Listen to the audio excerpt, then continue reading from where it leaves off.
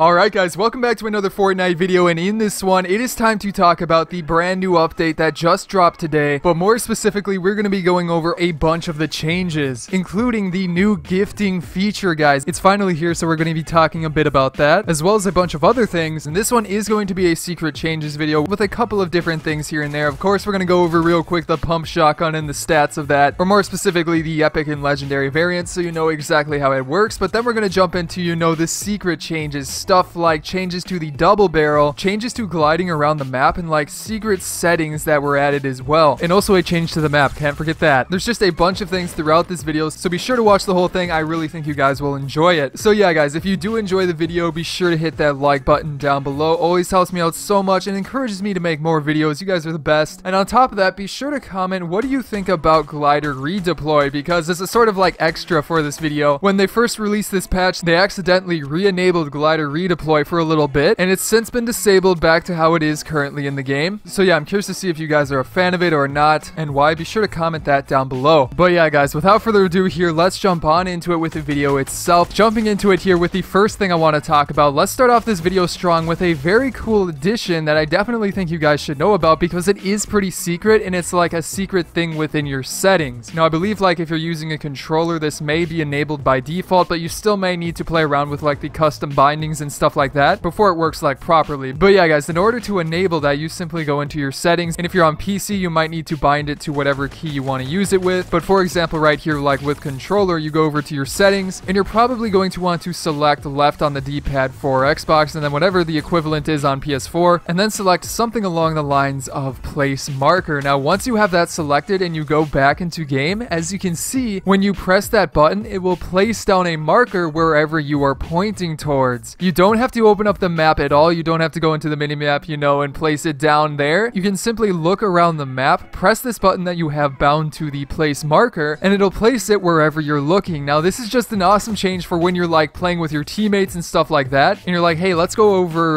right here, and it's like in a spot that you can't really describe too well. Or like a better example would be like, say an enemy is firing from some hill or something like that. They're maybe hidden behind a tree or something like that. They're maybe hidden behind a tree, so to say. You could place a marker up there and give your teammates the exact location of where that player is. It's just honestly an awesome change. There's so many different things you could probably do with this, so I'm excited to try it out. But yeah guys, after that, let's get into a quick one that has to do with the mounted turret. Now with the mounted turret, there has been a lot of talk about it, but there has been some changes made to it recently that I think you guys should be aware of. Now they are some interesting changes, but overall it's nothing too huge. So yeah, first of all, with the mounted turret, I think the most important change to this, and we did talk about this, coming into the game a little bit ago in like a previous update video where a guy from Epic Games was like talking about it a little bit. But yeah, they said that they adjusted mounted turret collision to make it easier to land shots against anyone occupying it. Now I'm not 100% sure how the collision of it has changed exactly, but when they say collision, they basically mean like where you're actually able to hit the mounted turret or shoot past and hit the player,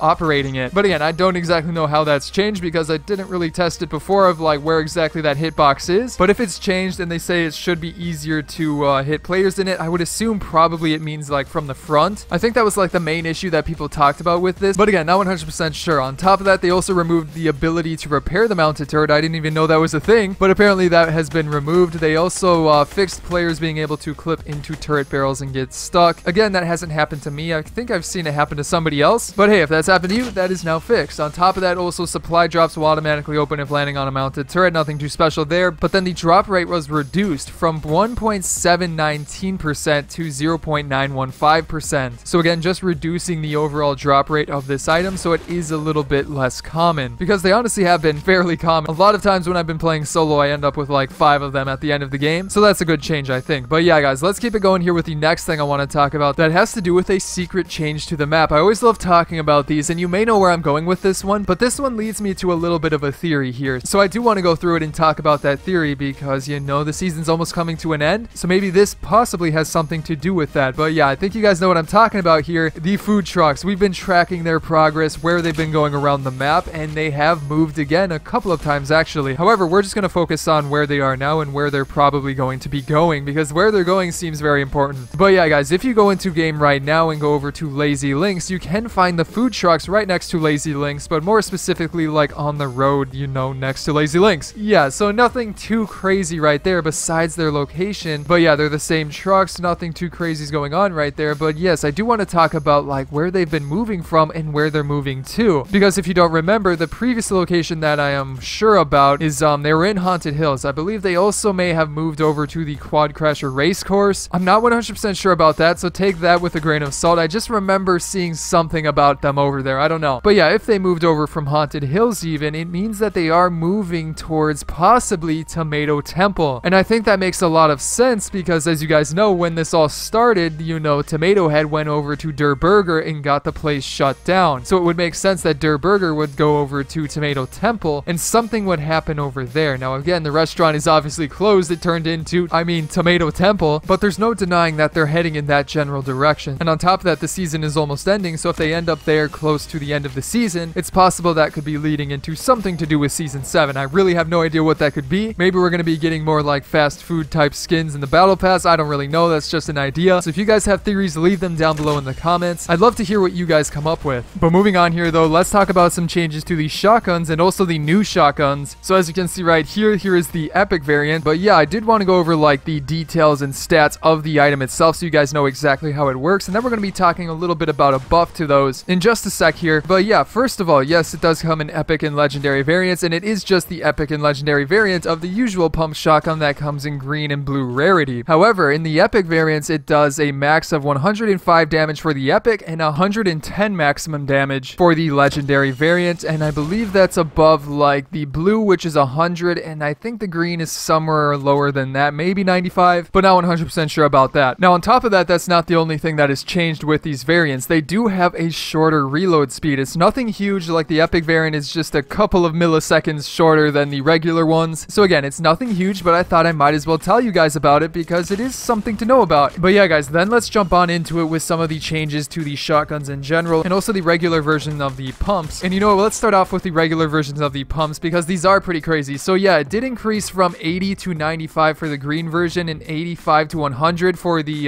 blue version, which definitely makes them a lot better. That's going to be interesting to see. And then on top of that, they also said that they will do higher damage in shorter range buckets, but damage falls off quicker. I'm not exactly sure what they mean by buckets. And then actually they go on to say that this means you'll do more damage to closer targets, but less damage to farther targets. So there you go. Pretty straightforward right there, but that is interesting to see. On top of that, then with the other shotguns, they said that they will now apply at least 3 pellets worth of damage if only 1 to 2 pellets hit the target. And then they also added a note that bonus pellets can never be critical hits or like headshots, stuff like that. Now that itself is also a very interesting change, so it's practically impossible to get like a 7 or whatever the number was before when only 1 pellet would hit, so that's definitely very interesting to see. But then one other quick thing to do with these before we get into the gifting stuff and also another change, but specifically with the double barrel, they removed it from floor drops, which is fairly odd. So I believe you can only get it from like supply drops and chests, I believe. Oh, and also probably vending machines and maybe something else, but they did say they removed it from floor loot. Now that is pretty odd because could that mean that in the future they may vault it? I don't know, that's just an idea, but I do find it odd that they decided to remove it from floor loot, so I would say it's possible that in the future it could be vaulted. But then after that guys, let's get into it here with the gifting, the brand new gifting feature that has been added into the game, and this info is from Epic Games itself, and also just looking over the gifting feature in the item shop right now. And I guess first of all, before we jump into any of it, they did specifically say that this initial gifting period will last 1 week after the release of the update, and I believe that update is today, so probably like next Tuesday around that time frame will be when they disable gifting again. I'm assuming this is like a test just to make sure everything works, and then they'll probably bring it back again. Not 100% sure, but they do say that this is the initial period, so yeah, something to keep in mind there. But we've been waiting for this for so long. Let's go ahead and jump into how it works, and also if you decide to use this feature, make sure to read up on how exactly it works yourself. There's the official info on how it works on epicgames.com, so be sure to check that out before using the gifting feature. But yeah, basically what I've been able to find out is that once you go into the item shop, you can select an item from anywhere, and as long as you have enough V-Bucks for it, you can choose this option down here which says buy as a gift. Oh, and also it does say that you have to have multi-factor authentication enabled on your account before you can actually send a gift. So yeah, now once you click on that, it then brings you to this new menu which lets you select up to 4 recipients to send the gifts to. You will have to pay the V-Bucks for the item for each person that you're sending it to. So if the item costs 500 V-Bucks and you send it to 4 people, it'll cost you 2,000 V-Bucks because you're basically paying for the item for each of those 4 people. But you can also then just do a gift to yourself, which I think is pretty funny. But like once you go through that menu, as you can see here, there's there's a couple of different things you can do. You can first of all choose the color of the gift itself, which is pretty interesting. Gotta go with yellow. I don't exactly know why, but that's pretty fun. And then you can also add a little bit of a message here, you know, saying enjoy the gift, something like that. I don't know. And then after that, you'd probably click send. And then there's also a note right there that says gifts cannot be refunded. So something to keep in mind as well. So yeah, that's basically how it works. There's also a couple of other details Epic Games said about it. The first of which is that you can only gift 3 things daily. And like, as you can see, it says 3 daily gifts remaining. So you can't just gift like a ton at once. So yeah, that's pretty interesting itself. Now also going from like the details that they put up on the Epic Games website, they did say you must have been friends with somebody for at least 48 hours before you can send a gift to them, which is pretty interesting right there. And then on top of that, pretty obviously, you can only gift an item that is currently available in the item shop. Again, read up on the details from Epic Games yourself, just so you guys know exactly how it works. But hey, it is now in the game. And then after that, guys, one other thing I want to talk about real quick is a very odd change, I think. Now, this specifically has to do with gliding, or more specifically, like when you're in game and you redeploy in some way. So it's more noticeable in big team limited time modes where redeploy is enabled. But like even in Playground, if you go into Playground right now and you try to redeploy, you'll notice that it is a lot slower. They actually reduced the speed of gliders when you redeploy, and it feels so odd. Like, here's a comparison. For example, here's me gliding into Playgrounds normally, just, you know, from after a respawn, and you can see that it's the normal speed. You go fairly fast. However, then comparing it to, you know, just jumping and redeploying, you can see how much slower it is. Now, I'm not exactly sure like how many different forms of redeploy this affect, so I can't say if it affects like if you use a launch pad, something like that, but for sure if you're like jumping off and redeploying, it does affect that. So yeah, guys, that is going to be it for today's video. I hope you enjoyed it, and if you did, be sure to subscribe for more videos like this coming out in the near future. On top of that, be sure to check out some of my previous videos here, such as on the left, going through all of the details we know about the Season 7 Battle Pass, and then on the right, some other update info like with the Wreck-It Ralph stuff. But other than that, guys, I hope you enjoyed today's video, and I will see you in the next one.